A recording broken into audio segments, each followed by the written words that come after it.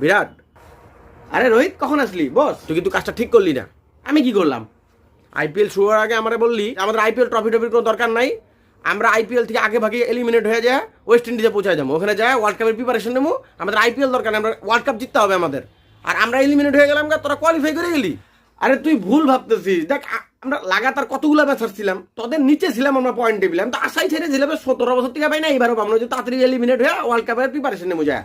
কিন্তু কি হইলো হঠাৎ করে দেখি এক একজনের সেই পারফরমেন্স, লাগাতার 5টা ম্যাচ জিতলো। লাস্ট ম্যাচটা তো আমি আশাই ছেড়েছিলাম না মাই ভাই আমাদের হারাই দিবে, কিন্তু কি হলো মাই ভাই 6 নামাইরা আউট হয়ে গেল। কেমন করে কোয়ালিফাই হয়ে গেলাম বুঝলামই না। তুই তো ক্লাসের ওই স্টুডেন্টগুলোর মতো করলি যেগুলো পরীক্ষার হলে কিছুই লেখি নেই, কিছুই পাই নাই, লেখ করে তারপর টপ বেড়ে দেয়। আমি তো বলছিলাম যে আরসিবি কে কোয়ালিফাই করা। তাছাড়া স্ক্রিপ্টটা এরকমই ছিল, আমি কি করব বল? এই জয়দা, মানে আমি স্ক্রিপ্টে ছিলাম না?